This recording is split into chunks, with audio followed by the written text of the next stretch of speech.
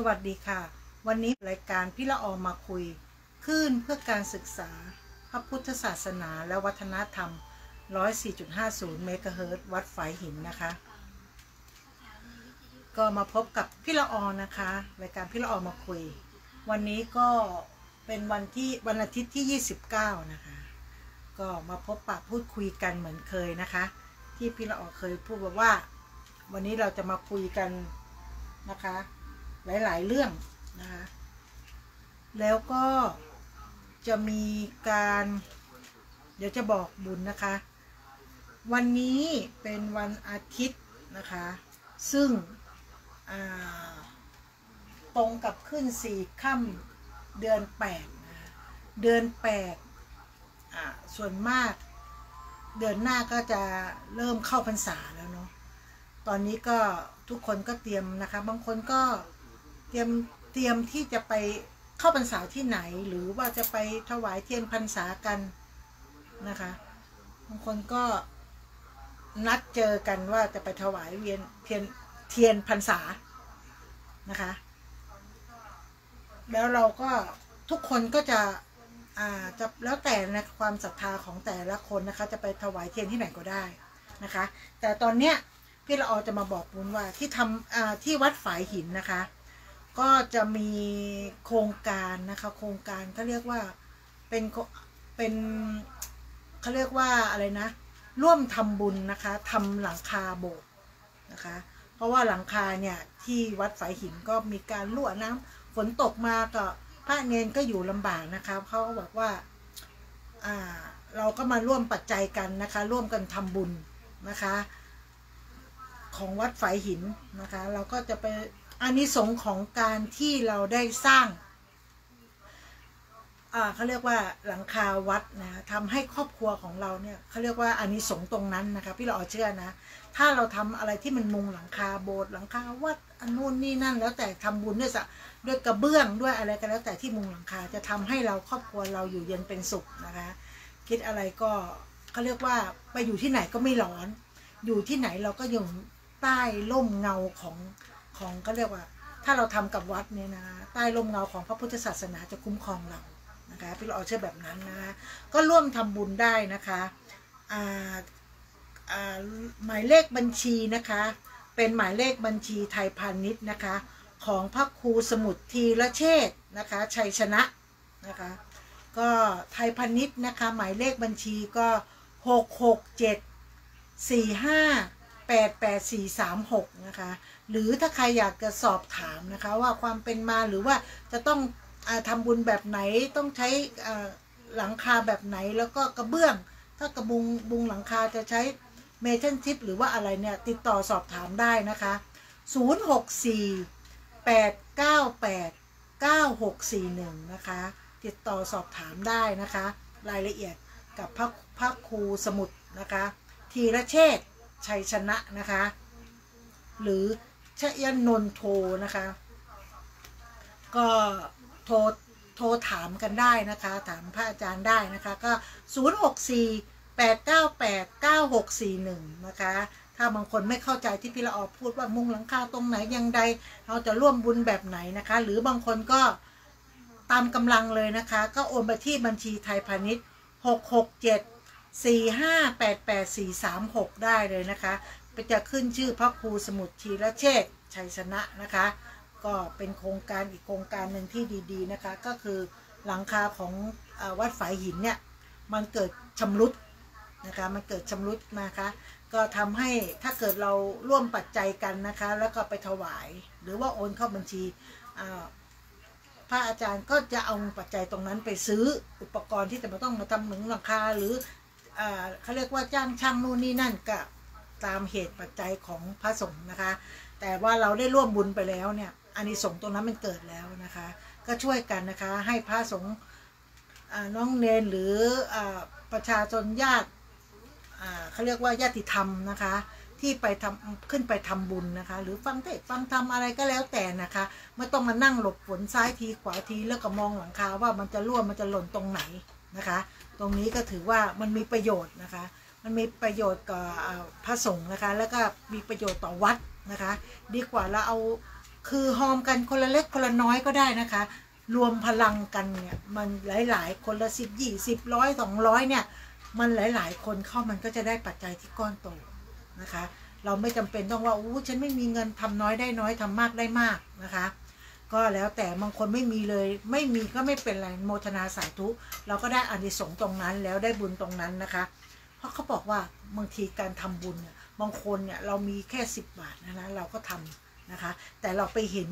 คนข้างหน้าเราเนี่ยเขาหยอดกันเป็นพันเป็นหมื่นแล้วนะเราน้อมจิตน้อมใจเลยโมทนาสาธุในบุญครั้งนี้ที่เขาทำนะคะโมทนากับเขาเลยที่เขาทำเนี่ยโมทนาสาธุเลยน้อมใจทำไปเลยนะคะอานิสงส์ตรงนั้นเราได้ครึ่งหนึ่งเลยนะเขาเรียกว่ารู้จักการทำบุญนะคะเขาเรียกว่าโมทนาไม่งั้นเราจะบอกเลยว่าใครทำบุญน่ะเราไม่ได้ไปอยู่ตรงนั้นจุดนั้นน่ะใครก็ทำบุญไม่ว่าจะเป็นสภาไม่ว่าจะเป็นสร้างโบสถ์สร้างวิหารอะไรก็แล้วแต่เนี่ยถ้าการกุศลตรงนั้นถ้าจิตใจเราที่แน่วแน่เราไม่ได้ไปอยู่จุดนั้นเราเห็นเขานะคะเราเห็นใครก็ได้แต่ตามทีวีหรือตามอะไรก็แต่ตามโลกโซเชียลต่างๆที่เขาทำบุญนะคะคนรวยๆคนที่เขามีเงินแล้วก็ทำเยอะๆเนี่ยเราเบี้ยน้อยหอยน้อยเนาะเราก็โมทนาสาธุแต่เราโมทนาสาธุนะที่นี้เราต้องน้อมจิตน้อมใจนะคะโมทนากับเขาอย่าไปว่าพระสงฆ์เอาเงินไปจะไปทำอะไรมันจะได้บุญได้บาปจะได้นู่นนี่นั่นถ้าคิดอย่างนั้นจบนะคะจบไม่ได้บุญตรงนั้นไม่ได้แล้วนะคะเราทำบุญไปแล้วอย่าไปคิดอะไรมากเกิดมาเป็นนับถือศาสนาพุทธประเทศไทยเป็นประเทศเขาเรียกว่าศาสนาพุทธเรานับถือมาเกิดมาเราก็รู้จักเดือการไหว้พระสวดมนต์นู่นนี่นั่นนะคะก็คือคนพุทธนะคนพุทธเนี่ยมันควบคู่กับการที่เราต้องทำบุญใส่บาตรทำทานนะคะตรงเนี้ยเราถูกปลูกฝังมาแบบนั้นนะคะแต่ทำแล้วสบายใจทำไปเถอะนะคะไม่ต้องไปสนใจกับว่าที่มันมีข่าวพระข่าวที่พระทำความดีมักจะไม่ดังแต่ถ้าข่าวพระทำไม่ดีข่าวมักจะดังนะคะเขาเรียกว่าโลกโซเชียลจะกระพือบึ้บคนที่หวังดีกับพระพุทธศาสนามันก็มีนะคนที่ไม่หวังดีนะคนที่คอยจะจ้องทำลายศาสนาของเราศาสนาพุทธนะมีเยอะนะคะบางทีเขาไม่ได้นับถืออะไรหรอกแต่โลกโซเชียลเขาเรียกว่าเซียนนะคะมีหน้าที่อะไรคือกูก็มาเดี๋ยวทำตีนไม่พายเอามือเอาเขาเรียกว่าอะไรมือไม่พายเอาเท้าลาน้ำเห็นเขาทำความดีอิจฉาไงการอิจฉาตาร้อนเราก็พิมพ์เข้าไปนู่นนี่นั่นสังเกตดูได้เลยนะบางทีเราโพสอะไรไปในสิ่งที่ดีๆเนี่ยคนจะเข้ามาคอมเมนต์เนี่ยคอมเมนต์สาธุนู่นนี่นะ10 คนจะมี1 คน 2 คนที่มันเป็นแกะดำที่ต้องเข้ามาว่าทำไมต้องทำบุญทำไมต้องสาธุทำไมมันจะมีนะคะพวกนี้คือพวกอะไรรู้ไหมเขาทำดีแล้วไม่สรรเสริญเยินยอไม่ทำไม่ตัวเองที่ว่าเขาไม่เคยทำอะไรพวกนี้พวกเปรตนะพวกเปรตพวกมารพวกยักษ์ไม่ทำแล้วก็ต่อต้านไม่ทำแล้วก็ว่าเขาถ้าคุณไม่ทำคุณก็ไม่ต้องไปสนใจนะเขาเรียกว่าเลื่อนผ่านไปเลยไม่ต้องมาอะไรไม่ต้องไปคอมเมนต์คุณไม่พอใจในศาสนาหรือคุณไม่พอใจที่เขาทำบุญคุณไม่พอใจในกรรมที่พระสงฆ์องค์พระเจ้าเดินบิณฑบาตว่ามาขอทานนู่นนี่นั่นคุณไม่ทำคุณก็ไม่ต้องพูดนะคะเขาเรียกว่าบางคนพูดจนเหมือนคอมโบราณเขาจะว่าผีเจาะปากให้พูดนะคะเราทำแล้วเราสบายใจมันเขาบอกว่าเราทำแล้วได้อะไรทำบุญแล้วได้อะไรมันได้ความสุขไงความสุขทางใจนะคะเราทำไปแล้วเนี่ยเราไม่รู้หรอกว่าชาติหน้ามีจริงไหมใช่ไหมชาติหน้ามีจริงหรือไม่มีจริงเราไม่รู้แล้วเรายังไม่เคยตายไงบางคนบอกอยากรู้ก็ตายก่อนสิตายไปแล้วมาเล่าให้ฟังหน่อยว่าตายไปแล้วไปไหนทำบุญไปแล้วได้อะไรเหมือนกับการลงขอนเนี่ยทางเหนือเนี่ยจะมีนะภาคอื่นไม่พี่ละออเป็นคนภาคกลางเนาะแต่ไม่เคยรู้เรื่องพวกนี้นะคะแต่ไปอยู่ทางเหนือเนี่ยเราก็เคยไปประสบเขาเรียกว่ามีประสบการณ์นะคะมีประสบการณ์ไปกับเพื่อนเนี่ยไปในการลงขอนนะคะลงขอนคืออะไรลงขอนเนี่ยก็คือการที่ว่าคนที่เสียชีวิตไปแล้วไม่นานนะไม่เกิน10 ปีเนี่ยแต่ถ้าเกิดตายไปแล้วใหม่ๆเนี่ยเขาจะไปเรียกวิญญาณที่เสียไปแล้วมาพูดคุยกันว่าตายไปแล้วไปไหนตายไปแล้วทำอะไรตอนเนี้ยแหละลงขอแล้วอยากรู้ถามเลยแต่ถ้าเขาเพิ่งตายใหม่ๆนะคะตายใหม่ๆเสียไปสัก7 วันไม่ถึง100 วันเนี่ยพวกนี้ยังไม่ไปไหน ยังอยู่ในโลกอีกโลกหนึ่งที่รอการเขาเรียกว่ารอศาลตัดสินเขาจะมีเป็นบ้างอันนี้ที่พี่รอพูดได้เพราะเราไปลงขอนแล้วเราไปถามคนที่เสียไปคนที่เสียชีวิตไปเราก็ถามเขาว่าอย่างพี่เราเป็นคนขี้สงสัยนะว่าตายไปแล้วอ่ะสุขสบายดีไหมตายไปแล้วตกนรกเป็นยังไงขึ้นสวรรค์เป็นยังไงเขาบอกตอนเนี้ยเขายังอยู่ในเมืองหนึ่งเมืองเนี้ยมันจะเป็นเมืองเขาเรียกว่าพักคนที่เสียชีวิตเนี่ยใช้แบบยังใช้ชีวิตปกติเหมือนมนุษย์ธรรมดาเนี่ยเหมือนในโลกมนุษย์ธรรมดาเนี่ยเขาก็บอกว่าเงินที่มีติดตัวไปหรือเราทำบุญด้วยเงินไปให้เขาได้ใช้ทำกับข้าวอะไรไปให้เขาบอกเขาได้กินเขารู้หมดเลยว่าคนเนี้ยทำอะไรไปให้หมู100 ห่อเขาก็ยังมาบอกเลยว่ามึงทำหมู100 ห่อเนี่ยเบื่อเปิดมานี่นะเรียงเป็นตับเลยเขาบอกส่งมาให้เขาเนี่ยหมู100 ห่อก็100 ห่อเราก็ตกใจอุ้ยทำไมเขารู้เพราะคนที่ลงขอเนี่ยเขาไม่ได้มารู้จักเราก็บอกว่าหมู100 ห่อก็100 ห่อทำนู่นทำนี่เขาบอกว่าอยากกินอะไรเขาก็จะบอกเราก็ถามว่าอ้าวถ้าเกิดตายไปแล้วสุขสบายแบบนี้ก็ดีเดี๋ยวบอกมีร้านเหล้าร้านคาราโอเกะมีหมดเหมือนในโลกปัจจุบันเพราะอะไรเพราะเขารอที่ว่าคนมันตายเยอะไงมันจะมีประตูอยู่อีกประตูหนึ่งเขาบอกประตูนั้นอ่ะอันนี้คนที่เสียชีวิตไปเล่าให้ฟังมันจะมีประตูหนึ่งน่ะถึงเวลาปุ๊บจะมีเจ้าหน้าที่เขาต้องเรียกว่าเจ้าหน้าที่เนาะก็คือจะมีชายใส่ชุด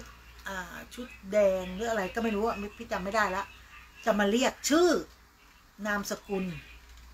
บ้านเลขที่อยู่ที่ไหนโน่นนี่นั่นทำอะไรเนี่ยเขาจะเรียก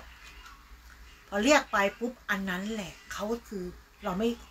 คนที่ตายไปบอกเขาจะไม่รู้แล้วนะว่าที่เรียกไปคนนั้นไปทำอะไรบ้างอาจจะไปรับกรรมหรือไปขึ้นสวรรค์หรือจะไปยังไงเขาบอกเขาไม่รู้เพราะอันนั้นขึ้นอยู่กับเวรกรรมของแต่ละบุคคลที่ทำไว้ในชาติปัจจุบันที่ยังไม่เสียชีวิตนะคะเขาบอกว่าเราทำกรรมชั่วเราก็ได้ความชั่วเราทำกรรมดีเราก็ได้กรรมดีนะคะแต่สิ่งที่เราทำบุญทำทานไปให้เขาบอกเขาได้รับหมดเลยนะคะเขาได้รับอันนี้เนี่ยเขาเรียกว่าโลกความเป็นจริงที่บางคนที่ไม่เคยไปดูลงขอเนี่ยภาคอื่นพี่เราไม่แน่ใจแต่ทางเหนือเนี่ยเขามีการทำการลงของเนี่ยเขาก็บอกว่าเราอยากรู้ไงว่า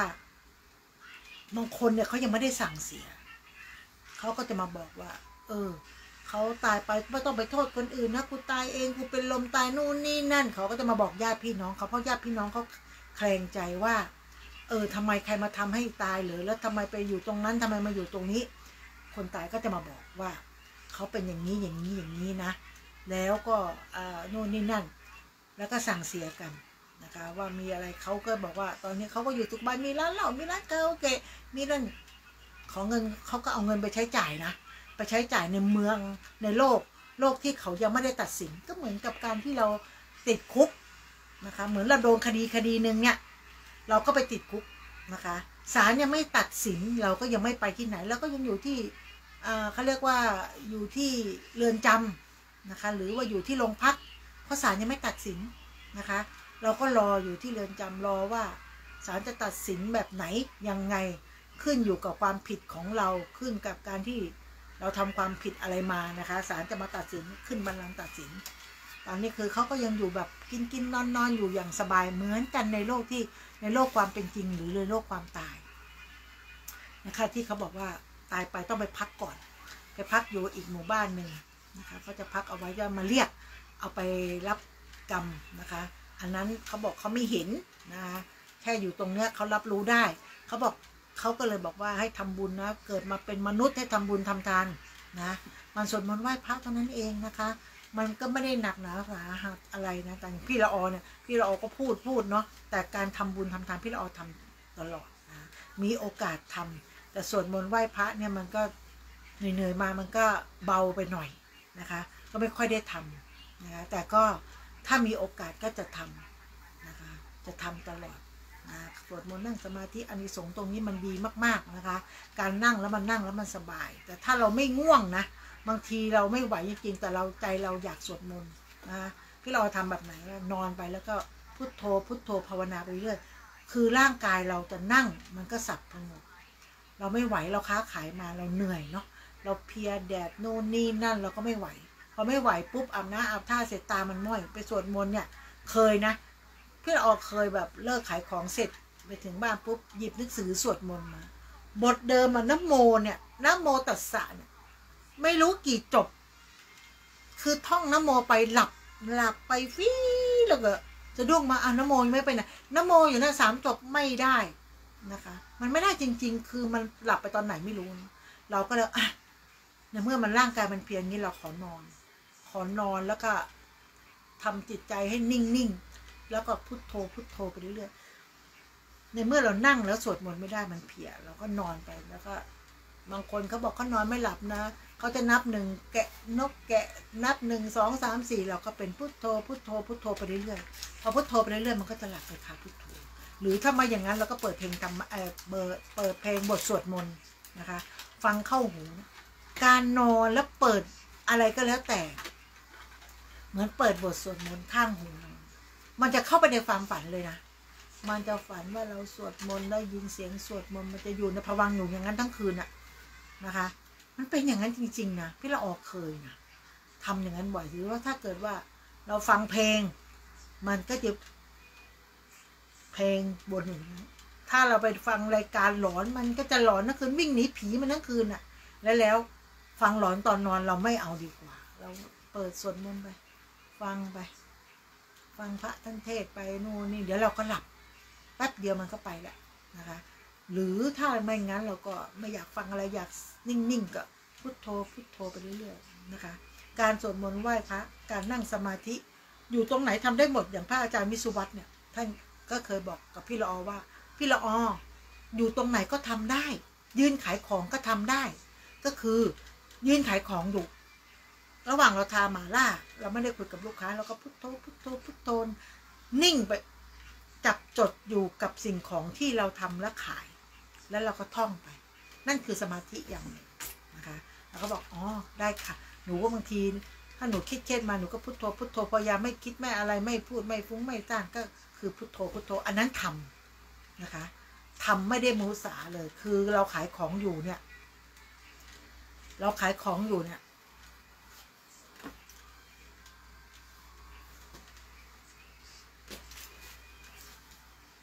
เราขายของอยู่เนี่ย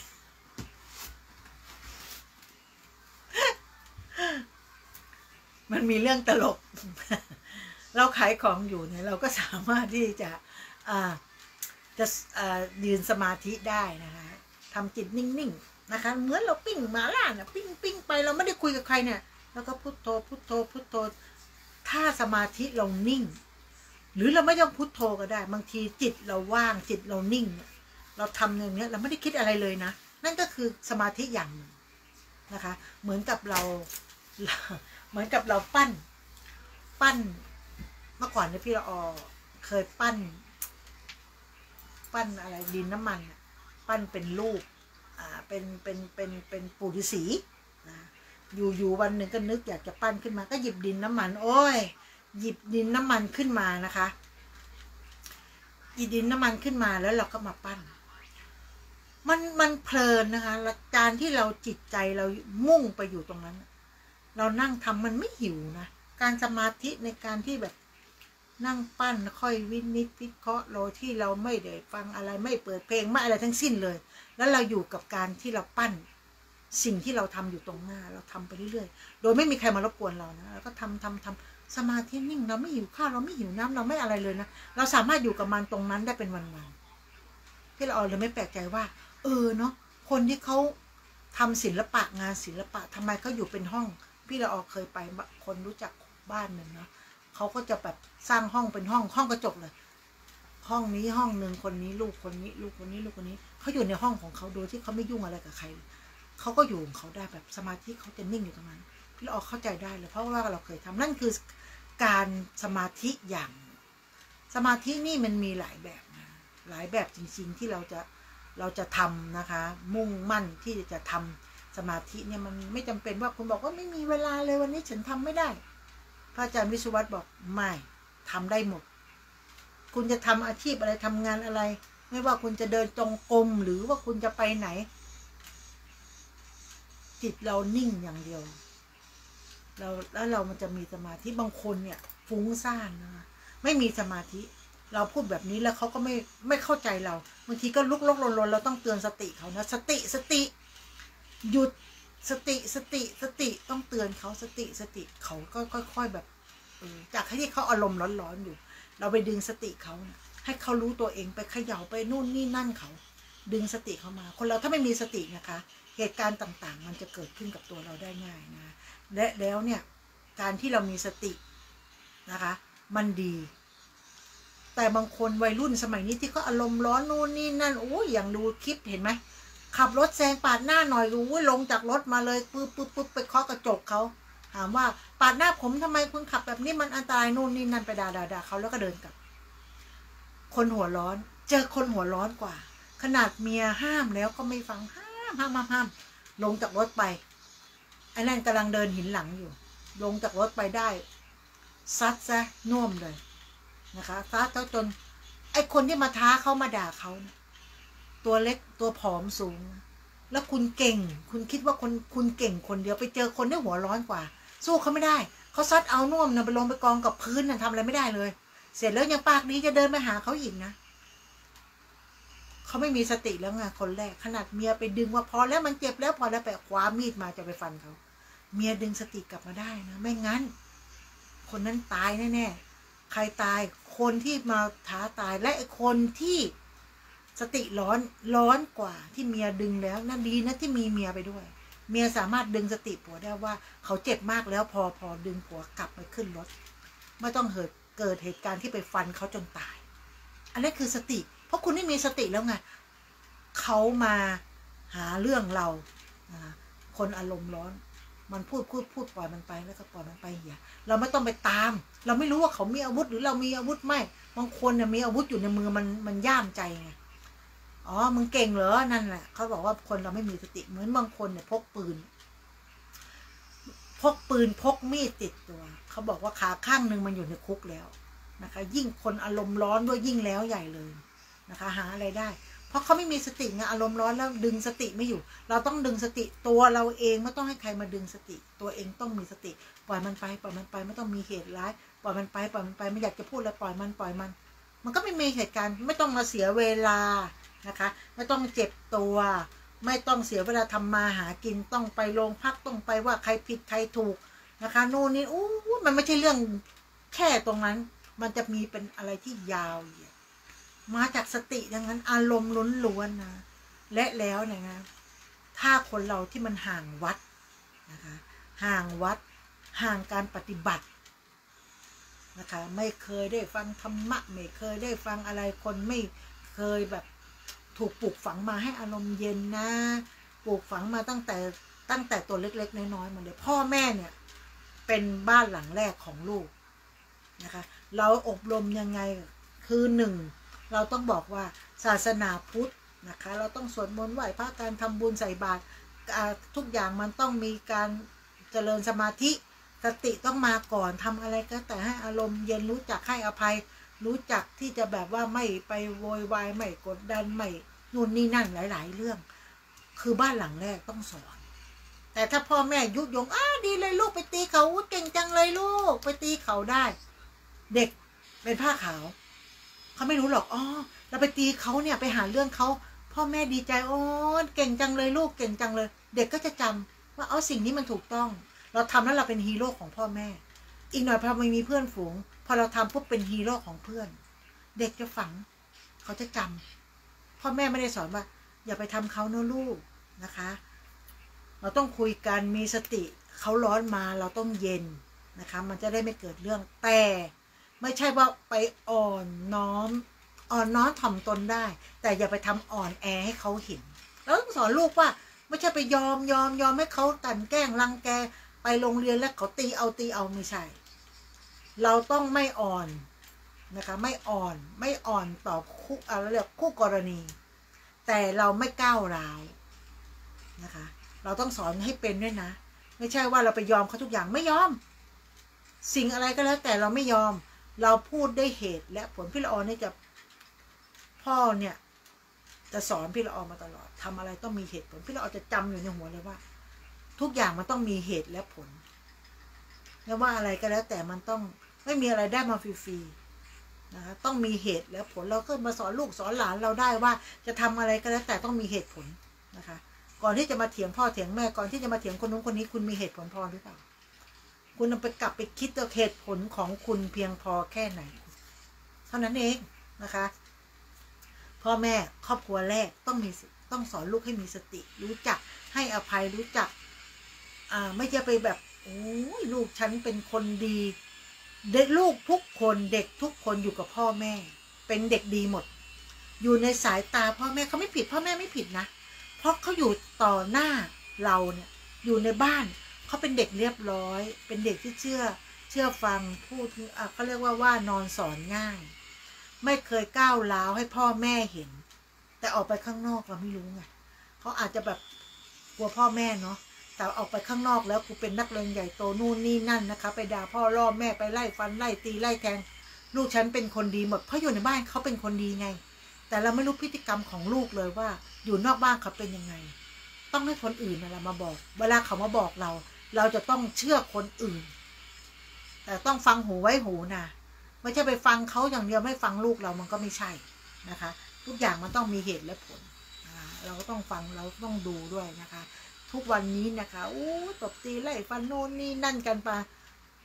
โวยวายมาลูกตัวเองไปทำเขาไปเตะเขากลางหลบกลางอากาศยิ่งเด็กบางคนพ่อเป็นตำรวจพ่อเป็นนายพลพ่อเป็นทหารพ่อมีเป็นอะไรนะเป็นนักการเมืองไม่มีเวลามาสอนลูกสอนหลานทำอะไรก็อิทธิพลให้ลูกเห็นลูกก็จะเอาเยี่ยงเอาอย่างเฮ้ยพ่อกูเป็นนักการเมืองเว้ยกูจะทำอะไรก็ได้นะคะมีเพื่อนฝูงบริวารเต็มไปหมดเลยไปมีเรื่องกับใครเดี๋ยวพ่อกูเคลียร์พอเข้าบ้านก็สวัสดีครับพ่อสวัสดีครับแม่เนาะนู่นนี่นั่นออมน้ำทำตนนะพอไปข้างนอกเป็นนักเลงใหญ่โตพ่อแม่ผู้ปกครองมีคนติดตามก็บอกลูกฉันเป็นคนดีไม่เคยไปก้าวร้ายเป็นคนดีของสังคมไม่เคยช่วยเหลืองานบ้านโน่นนี่นั่นเด็กบางคนช่วยงานบ้านเสร็จขอแม่ขอไปเที่ยวนะขอไปหาเพื่อนนะระหว่างนั้นเราไม่รู้เราไม่เห็นไงเราไม่ได้มีกล้องติดตามตัวเขานี่ว่าเขาไปทำอะไรที่ไหนยังไงนะคะและแล้วบางครั้งเนี่ยเราก็ต้องไปสอดส่องสนใจลูกบ้างนะไม่ใช่ว่าเลี้ยงลูกสมัยนี้เลี้ยงลูกด้วยโทรศัพท์นะคะมันก็มีการก้าวร้าวนู่นนี่นั่นเดี๋ยวนี้เด็กมันเก่งนะเก่งมากกับโทรศัพท์พ่อแม่ผู้ปกครองเนี่ยตามกันแทบไม่ทันนะบางทีเนี่ยเด็ก13 14 15เนี่ย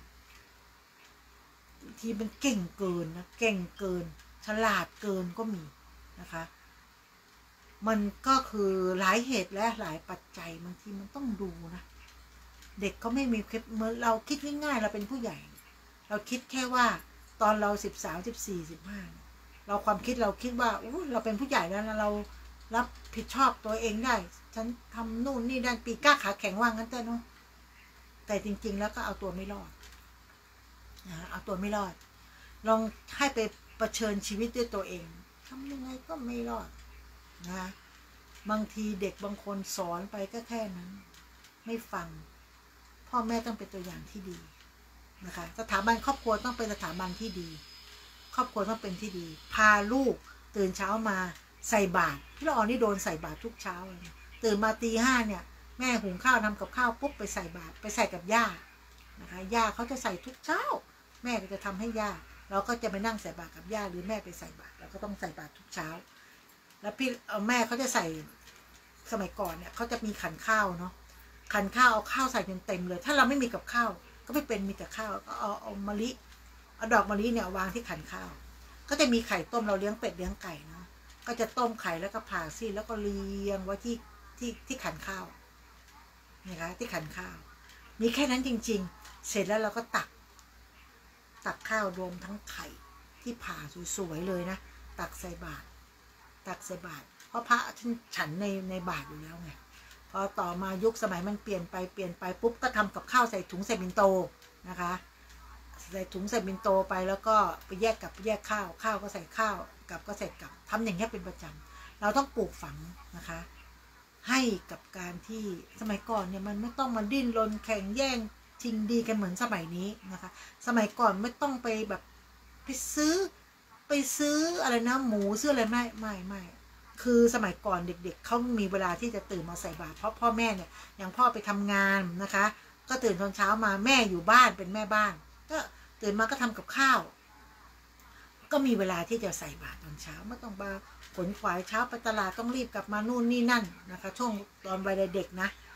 เราก็จะไปหาอะไรกับข้าวเลี้ยงเป็ดเลี้ยงไก่เราก็ได้แล้วได้ไข่นะคะได้ไข่ได้ปลาในบ่อนะคะก็ไปตกปลาผักเราก็ไปเก็บมันหาง่ายมากสมัยก่อนเนี่ยผักหญ้ามันไม่เคยอดอยากผลไม้มีในสวนนะสมัยนี้มันต้องซื้อทุกอย่างพอเราเริ่มเติบโตขึ้นมาสังเกตได้พอโลกมันเปลี่ยนไปนะพี่ละออจำได้เลยว่าตื่นเช้ามาตี 4 ตี 5จากที่เรานั่งสบายเราต้องไปตลาดกับพ่อเพื่อไปซื้อกับข้าวมาไปซื้อของที่มาขายของเพราะว่าพอพ่อเป็นข้าราชการแต่แม่อยู่บ้านเฉยๆก็มาขายของเปิดร้านขายของขายกาแฟขายอาหารตำสั่งขายข้าวแกงเนี่ยมันก็มีโอกาสที่จะใส่บาตรบางครั้งก็มัวแต่ทำของไม่มีโอกาสได้ใส่บาตรแต่ก็ใส่มาเรื่อยๆทำมาเรื่อยๆนะคะเราพอวิวัฒนาการเราโตขึ้นเราเรียนมาปุ๊บเราก็ยังมีโอกาสได้ใส่อยู่พอมายุคสมัยนี้ตื่นเช้ามามีแต่ชั่วโมงเร่งด่วนนะพระก็แทบจะไม่ได้ใส่บาตรนอกจากมีวันสำคัญนี่แหละหยุดขายของถ้าตอนเช้ามาตื่นมาไปตลาดปุ๊บไม่เจอพระแล้วแถวบ้านเพราะเราต้องออกไปตลาดนะคะนอกจากเราไปเจอพระในตลาดเราไม่มีกับข้าวเราก็ใส่เงินนะคะที่เราจะไปตลาดเนี่ยเจอพระมาบิณฑบาตหรือว่าเขามาเรียรายเป็นพระสงฆ์เนี่ยพี่เราก็จะใส่บาตรด้วยเงินเพราะเราไม่มีกับข้าวเนาะก็ใส่บาตรด้วยเงินใส่ด้วยเงินมาตลอดนะเพราะเราไม่เจอพระที่มันเดินบิณฑบาตเสร็จแล้วเรากลับมาปุ๊บสายมัวแต่เดินอยู่ตลาดกลับมาสายเราก็ไม่มีโอกาสได้ใส่บาตรมีแต่มีโอกาสไปตามวัดก็ไปหยอดทำสังฆทานมั่งไปหยอดตู้มันอันนั้นคือการทำบุญของศาสนาพุทธนะคะที่พี่ละออพูดขึ้นมานี่นะคะก็คือยาวเหยียดเลยเพราะอานิสงส์ตรงนี้นะคะมันช่วยเราได้นะคนที่เชื่อมั่นในศาสนาพุทธเหมือนกับคนที่เชื่อมั่นในพระเจ้านะคะบอกพระเจ้าช่วยเขาได้ทุกศาสนาสอนให้คนเป็นคนดีหมดไม่ว่าจะเป็นศาสนาพุทธศาสนาอิสลามศาสนาคริสต์นะคะฮินดูนู่นนี่นั่นมันสอนให้คนเป็นคนดีหมดนะคะแต่ขึ้นอยู่กับการกระทำของแต่ศาสนานั้นเท่านั้นเองว่าศาสนานี้เขาต้องทำแบบนี้ศาสนานี้ต้องทำแบบนี้นะคะแต่เราเกิดมาในศาสนาพุทธนะคะเราก็จะเชี่ยวชาญในเรื่องศาสนาพุทธจะเชี่ยวชาญมากน้อยแค่ไหนเนี่ยก็อีกเรื่องหนึ่งเราเกิดมาแล้วก็ไปศึกษาเอาเหมือนกับพี่ละออไม่เคยรู้จักครูบาอาจารย์เยอะๆเนี้ยพอมาอยู่กับมาอยู่เชียงใหม่แล้วรู้จักกับท่านนุกเนาะท่านนุกก็บอกว่าอ้าวหล่อนไม่รู้จักพระองค์นี้เหรอละออเธอไม่รู้จักพระองค์บอกไม่รู้อ่ะมีหน้าที่เรียนหนังสือเช้าตื่นมาปุ๊บไปโรงเรียนไปเรียนแล้วก็กลับมาบ้านแค่เนี้ยแต่พ่อแม่เนี่ยไปแบบทัวร์ชิงฉับเขาก็ไปการทำบุญนู่นนี่นั่นพอถึงเวลาเราก็โทรถามแม่รู้จักพระองค์นี้ไหมรู้จักพระองค์นี้ไหมรู้อ้าวทำไมพ่อแม่ไม่บอกเราอ่ะเขาบอกจะบอกทำไมเองไปเรียนหนังสือก็ไปเรียนมีหน้าที่เรียนพ่อแม่ไปทำบุญไปหาพระดังๆเราก็บอกอ้าวพระดังๆพอเรารู้ตัวเราอยากจะไปหาพระที่เรารู้จักท่านก็ทยอยมรณภาพไปหมดเราก็ได้แต่ไปกราบสังขารของท่านแต่อย่างน้อยบางองค์ที่เราได้กราบตอนที่ท่านยังมีชีวิตอยู่เราก็ถือว่าเรามีความสุขแล้วนะคะองค์ไหนที่เราไม่ทันนะคะรู้ไม่ทันนะคะก็ไม่มีโอกาสได้ไปกราบไหว้ท่านแต่ก็ไปกราบไหว้ท่านในสังขารที่ท่านได้ละเอาไว้ก็ถือว่าอย่างน้อยเราก็ยังมีความสุขที่ได้ไปกราบท่านเท่านั้นเองนะคะก็เรายังอิจฉาพ่อแม่เราเลยว่าได้ไปกราบพระอาจารย์ดังๆทั้งนั้นเลยเราก็อยากไปกราบองค์นั้นองค์นี้มั่งเนี้ยพ่อแม่ไปหมดเราก็บอกทำไมแม่ได้ไปอ่ะทำไมพ่อได้ไปทำไมเราไม่ได้ไปเราก็ถามก็ยังไปเรียนหนังสือไงจะไปได้ยังไงบอกห้องของหมองูเนาะเรารู้อย่างเดียวว่ากลับมาพ่อแม่ไปนู่นนี่มากลับมาเรารู้อย่างเดียวว่าตอนเย็นต้องสวดมนต์นะนั่งสมาธินะให้เพ่งอันนี้นะเราก็จำได้อย่างเดียวว่าต้องเพ่งจนแล้วหลับแล้วให้จำภาพนั้นพี่เราก็ไม่รู้นะเพ่งนั้นคืออะไรพอมาอยู่เชียงใหม่ก็นั่นคือการเพ่งกสิณพี่เราก็เลยแบบทำไมแม่ไม่บอกเราว่าการนั่งสมาธิมีหลายแบบก็ไม่บอกสมัยก่อนไม่ได้มี YouTube เนาะสมัยก่อนไม่ได้มีโซเชียลแบบนี้นะคะต้องศึกษาเกี่ยวกับหนังสือนะคะเกี่ยวกับการที่เขาไปเ เจอพระพระสงฆ์ที่แบบเป็นพระอริยสงฆ์ต่างๆเขาก็จะสอนมาแม่ก็จะจำเอามาแม่พี่ไม่รู้หนังสือนะแต่ก็เก่งมากๆส่วนมนต์เก่งนะแล้วก็เขาก็จะมาสอนเราอย่างสอนแบบชาวบ้านอ่ะสอนไม่เป็นอ่ะแต่เขาบอกว่าให้อ่านให้ท่องสวดมนต์ทำสมาธินั่งไปนานๆนั่งไปนิ่งๆเขาจะบอกเราแค่นี้แล้วก็แรกๆเราก็ทำแบบปูปลานะกำหนดลมหายใจเข้าออก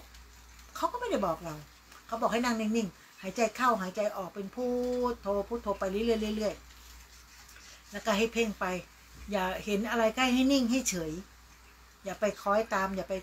เขาเรียกอย่าพาจิตไปตามจิตมันออกไปแล้วก็ดึงจิตกลับมาพี่เราทำมาแต่เด็กแต่น้อยนะคะถึงเวลาน้องปอยนี่สอนไม่เอาไม่ทำเพราะเขาบอกว่าน้องปอยบอกว่าเคยทำแล้วได้ยินเสียงมากระซิบข้างหูแกกลัวแกไม่เอาอีกเลยแล้วก็บอกว่าอันนั้นมันเป็นลูกกับเทวดาที่เขามาสวดมนต์ข้างหูอันนั้นปล่อยเขายังวางไม่เป็นเขายังปล่อยไม่เป็นวางไม่เป็นคือกลัวมันครั้งหนึ่งพี่เรานั่งสมาธิแล้วเกิดการกลัวก็ไม่ทำอีกเลยแล้วก็มาต่อมาติดตอนเนี้ยบ้านไปเราก็มาต่อนะต่อเนี่ยเราก็ติดบ้างไม่ติดบ้างนะคะมันก็ยังถือว่าเรายังได้กลับมาทำนะเขาบอกว่าการนั่งสมาธิเห็นอะไรไม่ต้องพูดจิตใครจิตมันบุญใครบุญมันถามว่านั่งได้อะไรนั่งได้ความสบายใจคุณไม่ต้องถามว่านั่งแล้วได้อะไรคุณต้องทำเองปฏิบัติเองนะแล้วคุณจะรู้ว่าคุณได้อะไรแต่ไม่ต้องไปนั่งสมาธิหัวโตนะไปนั่งเป็นกลุ่มเป็นก้อนโอ้ยนั่งเป็นชั่วโมง2 ชั่วโมงถามว่าได้อะไรบางคนก็นั่งไปงั้นนะนั่งทนนั่งทานนะเราจะมารู้ตัวอีกทีเขาว่าให้มากๆก็ต้องเริ่มปฏิบัติแต่ก็โมทนาสาธุในการที่เขาปฏิบัตินะเพราะเราก็ยังทำไม่ได้อย่างเขานะเราก็ไม่ไปว่าใครทั้งสิ้นนะเราแค่ว่าเราไม่ทำสมาธิหัวโตแน่นอนถ้าเรารู้ว่าเราไม่ไหวเรานั่นนี่นั่นเราไม่ทนนั่งลุกเลยกว่าทำไม่ได้ก็ไม่ต้องทำได้5 นาที10 นาทีก็ถือว่าได้ทำนะครับพอเราไม่จำเป็นต้องนั่งเป็นชั่วโมงเหมือนคนอื่นเขาถ้าเรานั่งไม่ได้นั่งแค่ว่าอึดใจเดียวเราจิตเรานิ่งพอจิตเรานิ่งปุ๊บจบเรานั่งต่อไม่ได้แล้ววอกแวกนะการนั่งสมาธิถามว่ามันยากไหมมันก็ไม่ยากถามว่ามันง่ายไหมมันก็ไม่ง่ายนะคะเพราะว่าการนั่งเนี่ยมันทำให้จิตเรานิ่งทุกอย่างเราต้องปล่อยวางให้หมดนะคะเรื่องทั้งวันเราไม่ต้องเอามาคิดเลยทิ้งไปให้หมดเลยไม่อยู่ในสมองลบทิ้งไปแล้วเรามาอยู่ในกับเขาเรียกว่าคำว่าพุทโธอย่างเดียวแล้วแต่ค่ะใครจะสัมมาอาระหังยุบหนอพองหนออะไรได้หมดจริงๆแล้วก็ทำไปเรื่อยๆนะทำไปเรื่อยๆท่องจิตเราท่องในคำที่เราท่องแต่บางคนท่องไปแล้วมันไม่อยากท่องพี่ละออเคยถามครูบาอาจารย์หนูท่องไปแป๊บเดียวหนูไม่อยากท่องแล้วหนูนิ่งอย่างเดียวมันเมื่อยปากเอ้าไม่ท่องก็ดีแล้วไงแสดงว่าเธอนิ่งอะจิตเธอนิ่งเธอไม่จำเป็นต้องท่องอ๋อเหรอหนูก็ไม่รู้ไงหนูก็ว่าท่องไปแค่คำ2 คำแล้วหนูอยากอยู่นิ่งๆเราก็ต้องถามว่าการนั่งสมาธิการปฏิบัติธรรมเรามีครูบาอาจารย์ไม่งั้นครูบาอาจารย์จะเรียกเราสอบอารมณ์ทำไมนะเขาว่าแบบนี้แหละนะคะเพราะว่าถ้าเรานั่งแล้วเรามีข้อสงสัยอะไรเราไว้ถามครูบาอาจารย์ของเรานะคะก็คือการสอบอารมณ์พระอาจารย์คะหนูนั่งแล้วหนูไม่เห็นต้องพูดต่อเลยหนูพูดแค่คำ2 คำหนูเหนื่อยหนูไม่อยากพูดหนูอยากนั่งเฉยๆนิ่งๆปากมันหนักนิ่งๆไปเฉยๆแล้วก็จิตให้มันนิ่งมันว่างทุกอย่างบอกอันนั้นคือดีแสดงว่าเธอไม่ต้องมาใช้กุศโลบายในการต้องมาพูดคำว่าพุทโธสัมมาอาระหังยุบหนอพองหนอคุณไม่ต้องใช้แล้วเขาบอกอ๋อมันเป็นแบบนี้เลยเหรอเพราะหนูคิดอย่างเดียวว่าหนูทำไม่ถูกต้องเพราะหนูเมื่อยหนูขี้เกียจมีความคิดว่าหนูขี้เกียจหนูก็เลยไม่ท่องหนูก็เลยนั่งนิ่งไปก็มันก็นิ่งไปเรื่อยๆไปเรามานั่งแล้วสบายไหมสบายเราเอาที่ร่างกายเราไหวเราไม่ต้องฝืนไม่จำเป็นว่าฉันนั่งนิ่งแล้วฉันจะขยับตัวไม่ได้ไม่ใช่การนั่งสมาธิต้องรู้ตัวนะต้องรู้ตัวเราเมื่อยเราขยับเสร็จแล้วเราก็มานั่งนะคะมันต่อเนื่องกันได้หรือไม่งั้นเขาจะมีการว่าเรานั่งพอมันเมื่อยปุ๊บให้เดินจงกรมนะพอเรานั่งแล้วเรารู้ว่าเราง่วงเราเมื่อยเราก็ลุกถอนสมาธิแล้วก็เดินจงกรมเนี่ยมันก็ เป็นการ1คลายง่วง2ไม่เปลี่ยนอิริยาบถสักพักหนึ่งเราค่อยมานั่งใหม่แต่พี่ละออนะเดินจงกรมไม่ได้มันเดินจงกรมมันไม่ได้เลยนะจิตมันไม่นิ่งทำไม่ได้แต่ก็เดินให้หายเมื่อยเนี่ยเดินได้แป๊บหนึ่งถามว่านิ่งไหมไม่นิ่งพี่ละออชอบนั่งถ้านั่งแล้วจิตจะไปไวนั่งแล้วจะปล่อยวางได้ง่ายกว่าเดินแต่บางคนเขาบอกว่าเขาเดินแล้วเขาเดินแล้วเขานิ่งมากกว่าเขาไปได้เขานั่งแล้วเขาไม่ได้ออกมาแล้วแต่บุคคลเนาะบางคนนั่งได้บางคนนั่งไม่ได้บางคนเดินได้บางคนเดินไม่ได้นะตอนนี้คนหนึ่งแหละเดินได้นิดหน่อยนะเดินแค่ว่ามันหายง่วงเสร็จแล้วก็ทำไม่ได้แล้วนะมันก็ขึ้นอยู่แต่ละคนเนาะที่จะมานั่นกันนั่นแหละนะคะพี่ละออก็พูดยาวเหยียดมากับการทำบุญนะคะไม่ว่าจะเป็นที่ไหนก็แล้วแต่ทำได้ตอนนี้ก็ใกล้จะเข้าพรรษานะคะก็จะเป็นปลายเดือนหน้าวันที่เท่าไหร่เนี่ยพี่ละออจำไม่ได้นะคะเดี๋ยวดูปฏิทินแป๊บหนึ่ง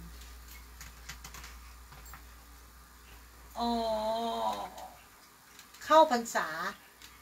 าเนี่ยวันที่11นะคะของเดือนหน้าวันที่10นี่คือเป็นวันอาสาฬหบูชานะคะเป็นวันขึ้น15ค่ำวันนั้นเนี่ยวันอาสาฬหบูชาเนี่ยเป็นวันขึ้น15ค่ำเดือน8นะคะก็คือวันนั้นเขาจะมีการเวียนเทียนทำบุญนะคะตอนกลางคืนเวียนเทียนตอนเช้าใส่บาตรนะแล้วพอวันที่11ปุ๊บเป็นวันเข้าพรรษานะคะวันที่11นี่เป็นวันปรณาเข้าพรรษาใช่ป่ะถ้าเราวันวิสาขบูชาแล้ววันที่11อีกวันหนึ่งเนาะปรมาเข้าพรรษานะเข้าวันเป็นวันศุกร์แต่จริงๆวันอาสาฬหบูชาคือวันที่10นะคะวันพฤหัสที่10ของเดือนกรกฎาคมปีนี้นะคะก็เหลือเวลาอีกแค่10 กว่าวันเนาะ11 วันก็จะเข้า11-12 วันจะเข้าพรรษาแล้วเพราะวันที่10เป็นวันอาสาฬหบูชานะคะเราก็วันนั้นเราก็ใส่บาตรตักบาตรเนาะข้าวสารอาหารแห้งที่วัดไฟหินก็จะมีนะเขาจะลงจากดอยลงมาแล้วก็มาใส่บาตรที่มช.ก็จะเป็นอย่างนี้ทุกปีนะก็ตอนเย็นก็จะมีเวียนเทียนนะใครสะดวกวัดไหนไปวัดนั้นเลยใครสะดวกทำที่ไหนทำได้เลยนะคะแต่ถ้าเกิดคุณอยู่ใกล้ธรรมสถานอยู่ใกล้วัดฝายหินอยู่แถวตำบลสุเทพนี้เราก็มาได้ที่วัดฝายหินหรือที่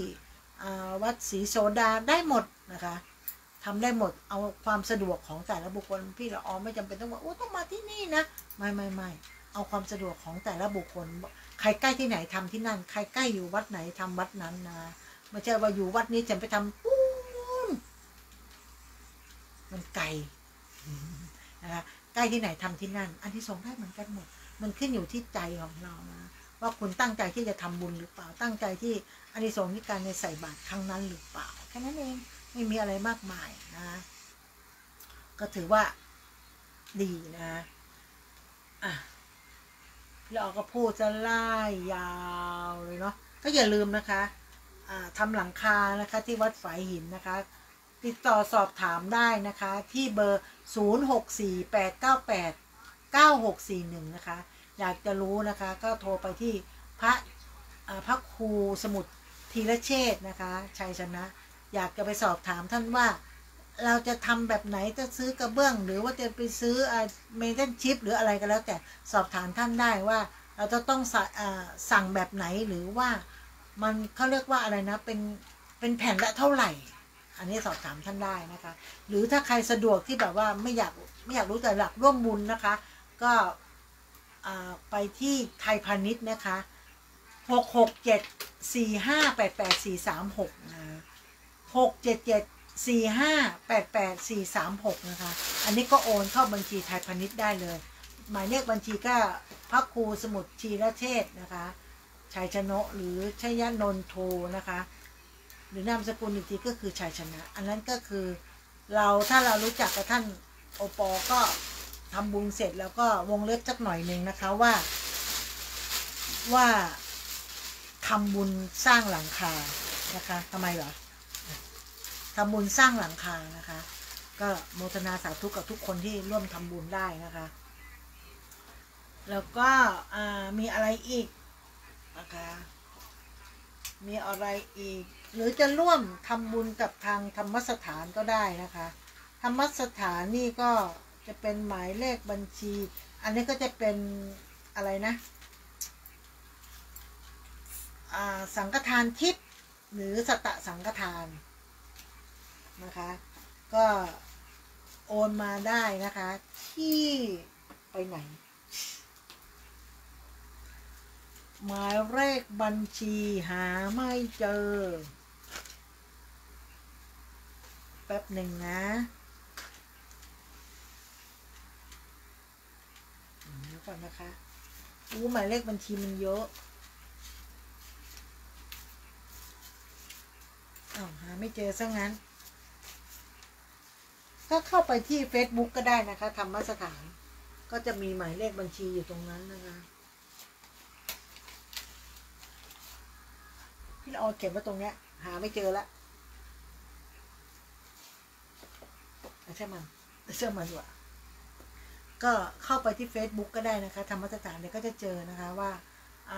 หมายเลขบัญชีจะมีอยู่ตรงนั้นนะคะอีก10 นาทีนี้ก็เราก็จะมาดูตรงนี้มั่ง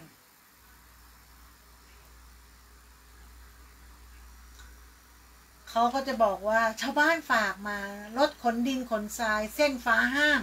ยาวไปถึงรวมโชคปล่อยขี้ดินขี้ทรายตกหล่นตามถนนสกปรกและฝุ่นคุ้งไปหมดขอให้เจ้าหน้าที่ที่เกี่ยวข้องเข้าไปดูแลด้วยนะคะมันก็จะทำให้ถนนลื่นได้นะแล้วก็ช่วงนี้นะคะช่วงเนี้ยเตือนเด็กเล็กต้องระวังหน่อยนะคะเพราะว่าโรคพอเปิดเทอมมาเขาเรียกจะเป็นโรคอยู่โรคหนึ่งคือโรคมือเท้าปากระบาดมากในช่วงฤดูฝนพบผู้ป่วยแล้วนะคะ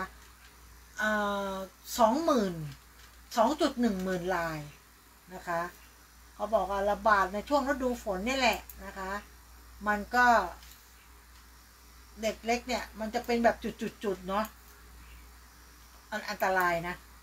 อันตรายมากไหมมันก็คือทำให้เด็กเป็นไข้นะคะหลายอย่าง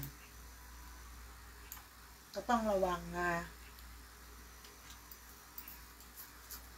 ในช่วงนี้ช่วงหน้าฝนนี่บางคนก็จะเป็นภูมิแพ้อย่างพี่ละออนเป็นภูมิแพ้หน้าฝนนี่นะเป็นทุกหน้าให้แบตหมดเป็นทุกหน้านะคะเป็นทุกหน้านะคะพี่ละออนจะเป็นภูมิแพ้ทุกหน้าถ้าหน้าฝนก็จะจามจะไอแป๊บหนึ่งนั่นไปยืนขายของฝุ่นเยอะๆหรืออะไรแล้วแต่น้ำมูกไหลแล้วนะถ้าหน้าร้อนนี่ก็ขึ้นผื่นหน้าหนาวก็ขึ้นผื่นผิวแท่งนะคะกินยาแก้แพ้ก็ง่วงเขาเรียกว่าภูมิแพ้ทุกอย่าง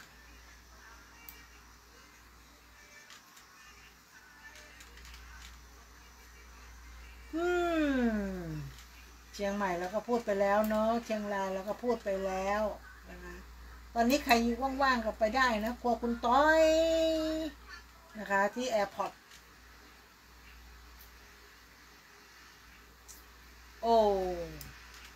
ช่วงนี้นะคะนับถอยหลังใกล้งานเข้าไปทุกทีถ้าคนไม่มีบัตรรีบเลยระเบิดความมันได้นะคะเลิฟมิวสิกคอนเสิร์ต3 วัน 3 คืนนะคะเขาบอก3 วันไม่ใช่3 คืน3 วันนะคะ3 ศิลปินตัวท็อปจัดเต็มทุกครั้งถ้าใครไม่รู้นะพี่ละออกไม่ได้ประชาสัมพันธ์ให้เขาหรอกแต่ก็อยากให้รู้ให้คนที่เขาอยากไปบางทีก็ไม่ได้เสพข่าวหรืออะไรกันนะคะงานนี้เข้าได้ไม่จำกัดอายุด้วยนะฝนจะตกก็ไม่หวั่นเพราะเรามีโดมใหญ่ให้มันใหญ่ไม่เปียกนะคะก็คือไม่ต้องแคร์ไม่ต้องแคร์พยากรณ์อากาศอะไรทั้งสิ้นที่เซ็นทรัลเฟสวันที่4 ถึง 6นะคะก็ศิลปินจัดหนักทุกวันนะคะวันที่4ก็คือจะมีละมุนูนเนาะก็บัตรเพียง199นะคะวันที่5ไทยทมิตรบัตร299ลามูนโมนิก199วันที่6คณะขวัญใจบัตรเพียง199เข้าได้ทุกเพศทุกใบเด็กอายุต่ำกว่า10 ปีเข้าฟรีนะคะเงื่อนไขลูกค้าจะต้องได้รับแบรนด์สำหรับแบ่งโซน ลูกค้าจะต้องได้รับลิสต์แบนสำหรับแบ่งโซนแสดงบัตรประชาชนตัวจริงหรือแอปไทย ID ก่อนรับลิสต์แบนเข้างานโซนหน้าเวทีสงวนสิทธิ์สำหรับลูกค้าที่เปิดเครื่องดื่มเท่านั้น1 โต๊ะนั่งได้4 ท่านเงื่อนไขตามไปที่กำหนดใครว่างนะคะติดต่อลงบูธได้นะรับจำนวนจำกัดป่านนี้เต็มหมดแล้วไม่มีเหลือเต็มเรียบร้อยก็ใครว่างก็ไปเที่ยวได้นะคะ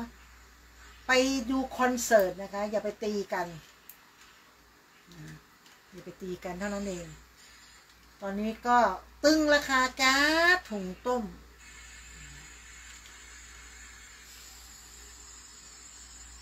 423 บาทต่อถัง15 กิโลแต่พี่เราเอาซื้อ475ถ้าคุณไม่ตึงราคามันจะเป็นถึง500หรือเปล่า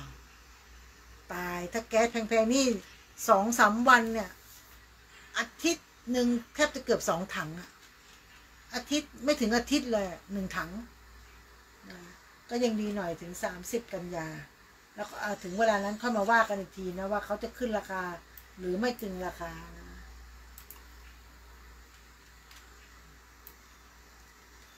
เราก็อยากให้มันนะไม่อยากให้มันขึ้นราคามากครัวคุณต่อยนะบุกเชียงใหม่ข้าวเกลียบเฮเดฟาร์มแวะมาชิมกันได้นะคะครัวคุณต่อยยกทัพเชียงใหม่วันนี้ถึงวันที่6ที่ลานกิจกรรมชั้นจีจะมีเยอะหลายอย่างที่เขามาขายกันนะก็ไปแล้วก็เขาเรียกว่าอะไรนะแหล่งทลายทรัพย์ถ้าเราทำเป็นเดินเฉยๆไม่ต้องไปสนใจมันจะไม่เสียเงินแต่เราอยู่ไม่ได้ไงเราเห็นปุ๊บเราอดไม่ได้ร้านดังๆจะมาเยอะนะคะร้านดังๆจะมาเยอะก็ไปอุดหนุนกันได้เนาะเชียงใหม่เดินหน้าสู้อุทกภัยบรรลุข้อตกลงกลุ่มผู้ใช้น้ำปรับสภาพฝายพญาคำฝายหนองพึ่งและฝายท่าวังตาลคืนสภาพสู่ธรรมชาติลดความเสี่ยงอุทกภัยและพัฒนาฟื้นฟูเหมืองฝาย3 แห่งเพิ่มการส่งน้ำรักษาระบบนิเวศและวิถีเกษตรนะช่วงนี้ก็เกิดใครไปกัดเมืองใหม่นะคะเราจะเห็นที่เขากำลังดูดทรายนู่นนี่นั่นขุดเอาขึ้นมาเพื่ออะไรลอกน้ำปิงของเราเพื่อให้เวลาเกิดต้อนรับเวลาน้ำมันมาเนี่ยมันจะได้มีกักเก็บน้ำได้เยอะไงไม่ต้องล้นเข้ามาในเมืองมาเขาเรียกว่าอะไรนะมาตามเมืองตามในเมืองน้ำท่วมถ้าน้ำมันท่วมขึ้นมาจากเหนือเนี่ยขึ้นมาจากเชียงรายมันไหลมาเนี่ยมันจะต้องมาสู่น้ำปิงแต่ถ้าน้ำปิงมันตื้นเขินมันก็จะล้นไปตามชาวบ้านนะคะตามหมู่บ้านชาวบ้านที่เคยอะไรเขาเรียกว่าเคยท่วมมันก็จะท่วมซ้ำซากนะคะมันก็จะเป็นอะไรที่แบบว่า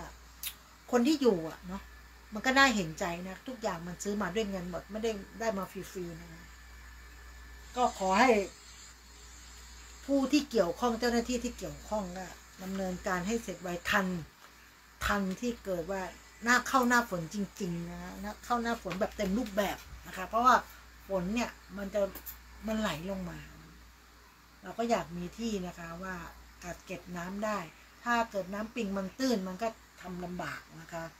เขาก็เลยต้องปรับนะคะสภาพฝายพญาคำฝายหนองพึ่งฝายท่าวังตาลพวกเนี้ยนะคะปรับสภาพให้มันแบบว่าให้มันคืนสู่ธรรมชาติมากที่สุดแล้วก็ลดความเสี่ยงนะคะพัฒนาให้มันดีขึ้นก็คือขุดลอกนั่นแหละนะคะดูดทรายออกมานะให้ระบบนิเวศมันดีขึ้นไม่ใช่ปล่อยให้มันหญ้ารกลูกผักตบชวาเต็มไปหมดนะคะหรือขยะมูลฝอยก็อย่าไปทิ้งในแม่น้ำนะถ้าคุณทิ้งขยะในแม่น้ำคุณก็เท่ากับไม่รักษาแม่น้ำนะคะเวลาน้ำท่วมขึ้นมาคุณจะมาโอดโอยโอ้ยสมัยน้ำท่วมบ้านฉันโน่นนี่นั่นระบายน้ำไม่ทันน้ำรอการระบายเพราะพวกคุณไม่ดูแลรักษาน้ำที่คุณใช้อยู่ทุกวันหรือคุณอยู่ใกล้ตรงนั้นก็ทิ้งขยะมูลฝอยทิ้งนู่นนี่นั่นมันก็จะทำให้ลำบาก นะคะ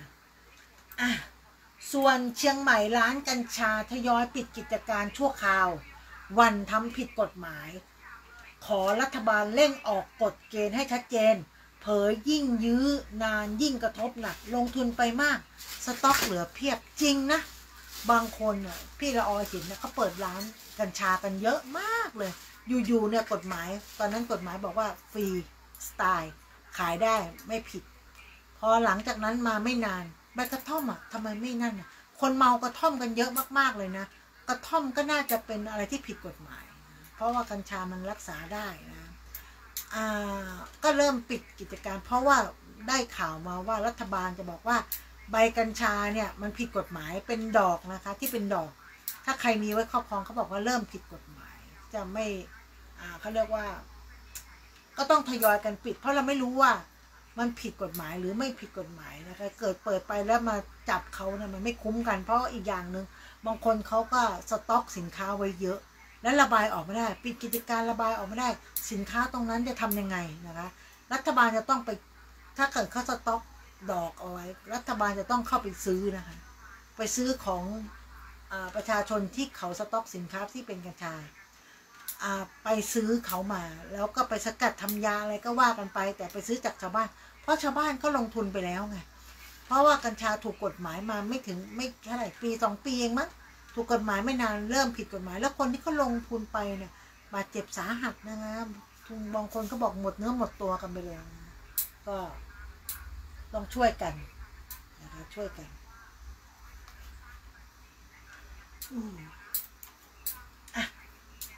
ได้เวลาหรือยังใกล้เวลาก็เชียงใหม่นะคะก็ฝนตก70-75%ของพื้นที่เนี่ยช่วงนี้มันหน้าฝนนะคะจะออกไปไหนจะทำอะไรก็แล้วแต่1เสื้อกันฝน2ล่มต้องพกติดตัวเลยตอนนี้เพราะเราไม่รู้เลยว่าเดินไปสัก19ฝนตกเดินไปอีก19ฝนไม่ตกเราไม่รู้เลยนะเพราะมันหน้าฝนเอาแน่เอานอนกับฝนฟ้าอากาศไม่ได้บางทีพยากรณ์อากาศเขาบอกอีก75%เชียงใหม่จะตกเชียงใหม่มันกว้างมาก75%อย่างวันเนี้ยมันจะตกหลังมอป่ะวะมันตกบนดอยแป๊บหนึ่งแล้วมันก็พัดผ่านไปโชคดีมากเลยมันพัดไปเพราะว่าถ้ามันตกปุ๊บมันพัดลูกค้าไปด้วยแต่วันนี้โชคดีที่ฝนไม่ตกฝนตกแต่มันพัดไปทางอื่นเราก็ดีใจโมทนาสาธุเราก็ยังพูดอยู่ว่าโอ้ยพัดไปที่อื่นเนอะนะคะอย่าพัดมาทางนี้เลยนะลูกจะขายครัวเนาะเขาก็พัดไปจริงๆนะเขาก็ไปทางอื่นอันนี้เป็นความเชื่อของเราเองคือเรามโนคนเดียวเนาะเพราะต้องการให้มันพัดไปนะคะไม่ต้องการให้มันอยู่นะคะรู้สึกแป้งจะอยู่ในกระเป๋าวันนั้นนะวันนั้นเอามาไว้ตรงนี้แล้วไม่ใช่เหรอได้เวลาหรือยังตี1 นาทีนะคะตะกี้ก็เข้าแต่เป็นนิ้วเดียวก็พบกับพี่ละออใหม่วันไหนปีหน้าวันที่1 ปีหน้าวาย28เสาร์อาทิตย์หน้าไม่ได้เจอพี่ละออแน่นอนนะคะไม่ได้เจอเพราะพี่ละออจะขึ้นดอยนะไปงานแต่งน้องพอสวนะคะแล้วก็จะรวดในกลุ่มมันจะรวดไปทำบุญกันนะคะแล้วก็ไปงานแต่งด้วยไปทางพอสวในกลุ่มของน้องพอสวเขามีงานแต่งงานนะในกลุ่มของเราก็ไปกันแล้วก็จะรวดไปทำบุญกันเลยนะจะรวดไปทำบุญกันที่แม่เสลียงเนาะแม่เสลียงแล้วก็จะมาที่แม่โถก็4-5เสาร์อาทิตย์หน้าคงไม่ได้เจอกันนะเพราะว่าสัญญาณมีหรือเปล่าไม่แน่ใจนะแต่ก็อีกถ้าเราไปไลฟ์แล้วเสียงดังค่อนข้างเต็นท์เราเขาจะนอนไม่ได้นอนไม่หลับนะเดี๋ยวจะเป็นอะไรที่ไปรบกวนเขาเสาร์อาทิตย์หน้าเดี๋ยวต้องบอกพระอาจารย์ว่าจะขอหยุดเสาร์อาทิตย์หน้านะก็มาเจอกันใหม่วันนู่นเลยนะคะมาเจอกันใหม่หลังเข้าพรรษา เจอกันใหม่หลังเข้าพรรษาสำหรับค่ำคืนนี้นะคะมาพบกับพี่ละออใหม่นะคะหลังเข้าพรรษานะคะก็นมัสการลาพระอาจารย์วิสุวัฒน์ฐานาจารย์โลนะคะเจ้าอาวาสวัดฝายหินนะคะแล้วก็คลื่น 104.50 เมกะเฮิรตซ์วัดฝายหินกับรายการพี่ละออมาคุยนะคะมาพบกันใหม่หลังออกพรรษาบ๊ายบายสวัสดีค่ะเข้าพรรษามาเจอกันใหม่เข้าพรรษามันยังไม่เข้าเลยจะออกพรรษาแล้วเข้าพรรษานะมาเจอกันใหม่